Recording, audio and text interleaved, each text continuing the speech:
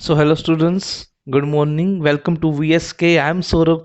तो चलिए शुरू करते हैं students. We have already covered two chapter of seventh class science. Now it comes the chapter that is number के according ये चैप्टर 4 है, जिसका नेम है हीट। ठीक है स्टूडेंट, अब हम हीट को स्टडी करेंगे। कभी ना कभी ठंड में आपने अपने हाथों को रब किया होगा, then you have a feel of hotness in your hands, तो उसे हीट ही कहते हैं। तो हम इसे स्टडी करते हैं। सबसे पहले तो आपको कुछ पॉइंट्स को जानना है that heat is a source of energy. Heat क्या है? एनर्जी का एक सोर्स है, मतलब ये एनर्जी की एक टाइप है जो हमें चाहिए। ज़्यादातर हमें ये ठंड के मौसम में चाहिए होती है। हमारा खाना भी पकता है क्योंकि हीट की वजह से ही, तो इसलिए ज़रूरी तो ये है। सन एक सोर्स है हीट का। अर्थ पे अगर हीट आ रही है किसी वजह से तो वो सन है, इसे आपने ध्यान रखना है। उसके बाद है हीट फ्लो कैसे करती है? हॉटर ऑब्जेक्ट से कोल्डर ऑब्जेक्ट की तरफ, मतलब जो ऑब्जेक्ट गर्म होगा वहां से हीट कहाँ जाएगी? जो ऑब्जेक्ट ठंडा होगा। अगर एक ही ऑब्जेक्ट की हम बात करें तो अगर हम उसे एक तरफ से गर्म करते हैं, मान लो लोहे की इस चीज को, तो वो पूरी गर्म हो जाती है। मतलब जहां से आपने गर्म किया वहां ज्यादा हॉट है, फिर वहां से वो पूरे में ट्रांसफर हो जाता है।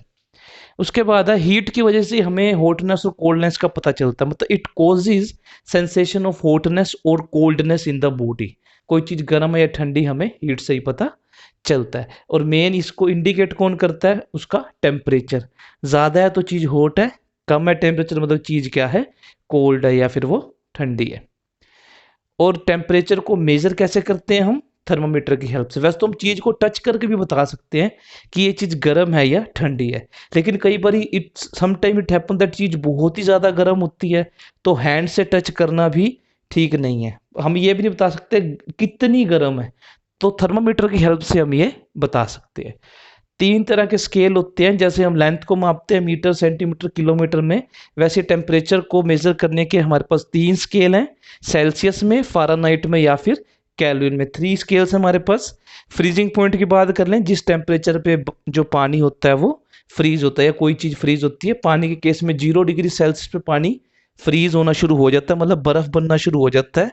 और इसी टेम्परेचर पे याद रखिएगा बर्फ पानी बनना भी शुरू हो जाती है। ठीक है। और पानी उबलता कौन से, बॉईल किस टेम्परेचर पे होता है? 100 डिग्री सेल्सियस में। अगर फ्रीजिंग पॉइंट 0 डिग्री सेल्सियस में है तो वो फ़ारेनहाइट में कितना होगा? 32 डिग्री। अगर बॉइलिंग पॉइंट 100 डिग्री है सेल्सियस में तो फ़ारेनहाइट में कितना होगा? 212 डिग्री। ये सेम ही पॉइंट है, क्योंकि स्केल अलग अलग है, वैल्यू अलग अलग आ रही है। और बॉइलिंग फ्रीजिंग पॉइंट अगर मैं केल्विन स्केल की बात करूं तो 273 है। देखो 0, 32, 273 है, तीनों ही पानी का फ्रीजिंग पॉइंट। बॉइलिंग पॉइंट में सेल्सियस में 100 बोलोगे आप, फ़ारेनहाइट में 212 बोलोगे, और केल्विन में आप कितना बोलोगे? 373 केल्विन। इसे आपने ध्यान रखना है। अब है इन तीनों स्केल के बीच में रिलेशन क्या है? देखो देखो degree Celsius upon 100 is equal to degree Fahrenheit minus 32 upon 180 is equal to kelvin minus 273 upon 100। इसकी हेल्प से आप केल्विन को सेल्सियस में, सेल्सियस को फ़ारेनहाइट में चेंज कर सकते हो, क्रॉस मल्टीप्लाई करके। ठीक है। वैसे ऐसा यूनिट जो टेम्परेचर की है वो केल्विन होती है, ये आपको ध्यान रखना है। So students, now we are going to discuss three types of thermometer we have: the clinical thermometer, the laboratory thermometer and the digital thermometer. When we talk about the clinical thermometer, जो आपने doctors के पास देखा होगा, इसमें students इसको बोलते हैं bulb. ये जो ब्लैक ब्लैक दिख रहा है ना आपको, ये इससे होता है बल्ब, जो आपके माउथ में लगाते हैं। ये किंक होती है। ये किंक इसलिए होती है, जो आपको ब्लैक ब्लैक दिख रहा है, जैसे आपको टच करेंगे ना, ये जो ब्लैक ब्लैक लेवल है, ये यहाँ, ये उसको मरकरी बोलते हैं। ये 35 तक पहुंच जाएगी, 36, 37। इस तरह से जैसे आपका टेम्परेचर होगा उतनी ये लेवल, ये ब्लैक बिल आगे पहुंच जाएगा। किंक इसलिए होती है, अगर किंक नहीं होगी तो एकदम से जो लेवल है ना इंक्रीज कर जाएगा, तो इसलिए किंक होना जरूरी है। और दूसरा, जब आपके माउथ से निकाल के किसी और के माउथ में डालना होगा थर्मोमीटर, तो एकदम से नीचे ना आ जाए टेम्परेचर, तो इसलिए किंक होने से थोड़ा सा टाइम लेता है नीचे और ऊपर जाने में रीडिंग को, तो सही रीडिंग आती है।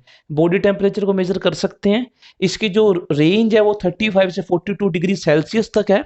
इसमें किंक का मैंने आपको बता दिया, एकदम से फॉल नहीं होने देगी मरकरी लेवल को, पारा बोलते हैं मरकरी को।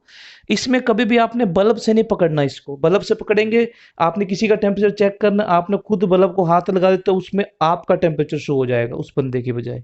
ठीक है। उसके बाद इसे हमेशा इस तरह से हॉरिजॉन्टली आपने देखना है, ऐसे लाइन ऑफ साइट में आँख के आगे रख के। ठीक है, इस चीज़ का आपको ध्यान रखना है। तीसरा आपको क्या ध्यान रखना है, ये कभी भी ब्रेक ना हो, क्योंकि इसमें मरकरी होती है जो पॉइजनस होती है और बड़ी जहरीली होती है। छोटे बच्चे जो फर्श पे ऐसे घूम रहे होते हैं उनके लिए दिक्कत हो सकती है, तो नीडेड फ्लोर से उठाते हैं इसको आटे से, ठीक है। 35 से 42 तक रेंज है, मैंने आपको बता दी। 35 से नीचे रखते होते हैं हमेशा टेम्परेचर को। जब किसी का चेक करना होता है टेम्परेचर, एक दो तीन बार से रख देते हैं ताकि मर्क्यूरी लेवल 35 से नीचे आ जाए।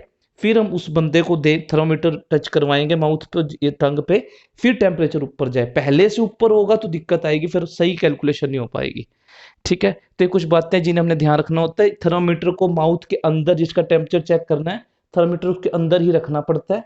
फिर बाहर निकाल कर हम देखते हैं उसका टेम्परेचर कितना है। ये मर्करी थ्रेड होता है, ठीक है। उसके बाद है, अब बात कर लेते हैं लेबोरेटरी थर्मोमीटर की। इसकी रेंज -10 से देखो 110 डिग्री सेल्सियस तक होती है। लेबोरेटरी में इसको यूज करते हैं, इसके अंदर किंक नहीं होती। इसको जब टेम्परेचर किस चीज का हमने मेजर करना है, सोल्यूशन का, तो इसको सोल्यूशन के बीच में डिप करके रखना पड़ता है इस थर्मोमीटर को, क्योंकि अगर हम बाहर निकाल लेंगे मर्करी लेवल एकदम नीचे आ जाएगा, तो हमें पता नहीं चलेगा वो रीडिंग क्या थी। इसलिए क्योंकि इसमें किंक नहीं है ना, आप समझ में किंक का क्या बेनिफिट है किंक का, तो इसलिए इसको सोल्यूशन के अंदर ही चेक करते हैं और वर्टिकल रखते हैं। उसके बाद आता है डिजिटल थर्मामीटर। डिजिटल थर्मामीटर में यहाँ पर डिस्प्ले होता है, एक बीप की आवाज आती है, आपको पता है। बटन को आप प्रेस करते हैं, टच करते हैं माउथ में, टंग पे, उसके बाद रीडिंग आ जाती है। एक 4 हेड स्ट्रिप्स आती हैं आजकल थर्मामीटर, जो छोटे बच्चों के लिए यूज करते हैं, वो 30 सेकंड में रिजल्ट देते हैं। उसमें हीटिंग सेंसिटिव स्ट्रिप्स होती हैं, ठीक है।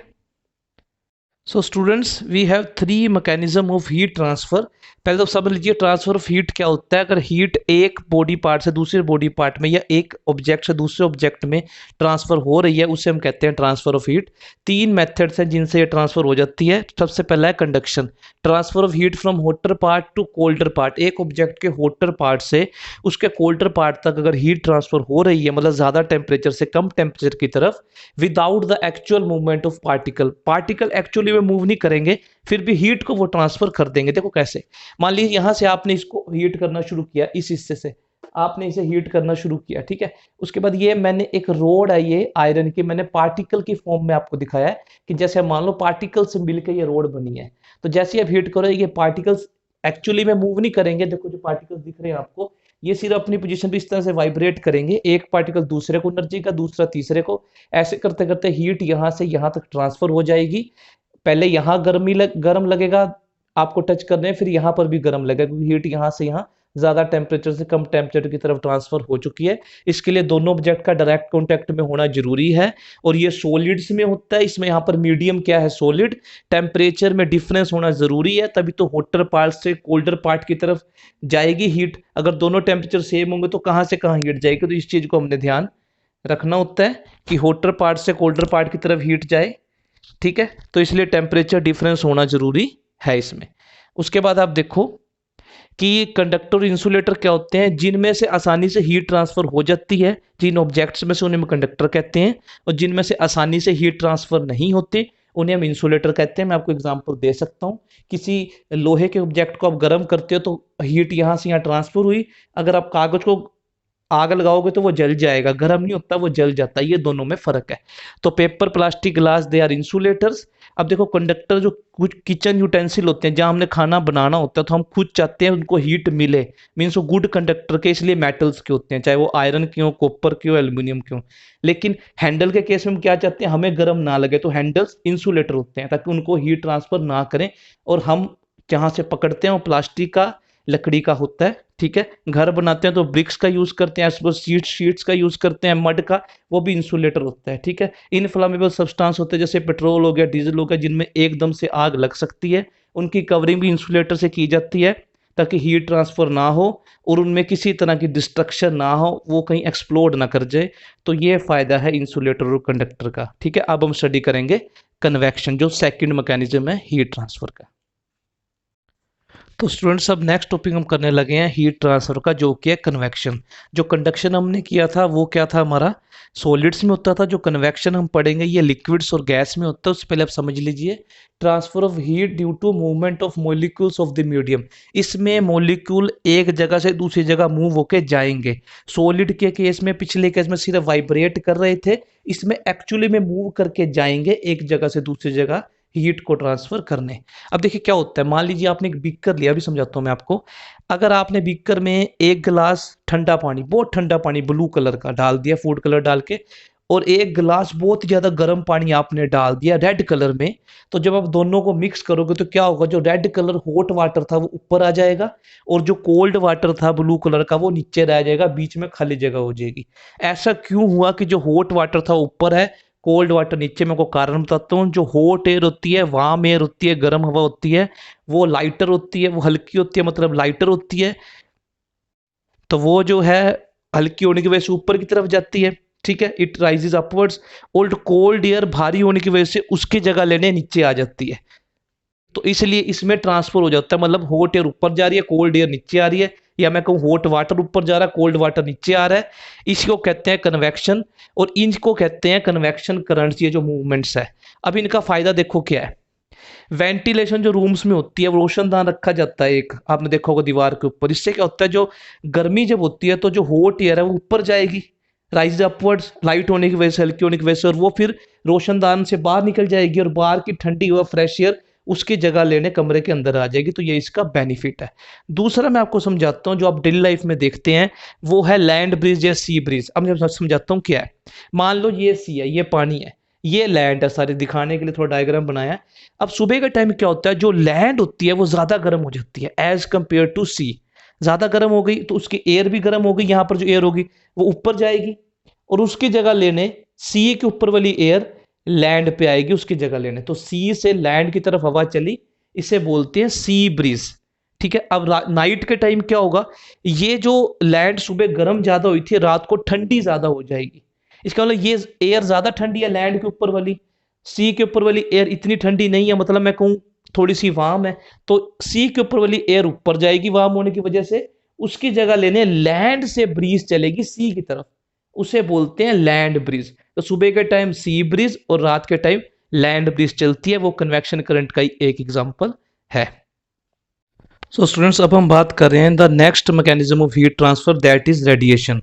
रेडिएशन में किसी मीडियम की जरूरत नहीं होती, direct transfer of heat from a hot body to a cold body having no contact, बीच में कोई कॉन्टैक्ट ही नहीं है फिर भी हीट ट्रांसफर हो रही है, उसे बोलते हैं, बिना किसी मीडियम के हेल्प के, कोई ना सॉलिड है ना लिक्विड है ना गैस है, उसे हम बोलते हैं रेडिएशन। सन की हीट जो अर्थ तक पहुंच रही है, बीच में कुछ भी नहीं है फिर भी हीट पहुंच रही है, इसको कहते हैं कि ये बिना किसी मीडियम के भी हीट ट्रांसफर हो सकती है। इस चीज का आपने ध्यान रखना है। अब देखो, जब भी कोई हीट रेडिएशन ट्रांसफर होता है किसी ऑब्जेक्ट पे, तो कुछ हिस्सा वो एब्जॉर्ब करता है अपने पास रखता है, और कुछ हिस्सा वो रिफ्लेक्ट, मतलब वापस एनवायरनमेंट को दे देता है। जो ऑब्जेक्ट एब्जॉर्ब ज्यादा करेगा, इसका मतलब वो हॉट ज्यादा होगा ऑब्जेक्ट, और जो रिफ्लेक्ट ज्यादा करेगा, हीट को रिफ्लेक्ट कर देगा, मतलब वो ऑब्जेक्ट ठंडा होगा।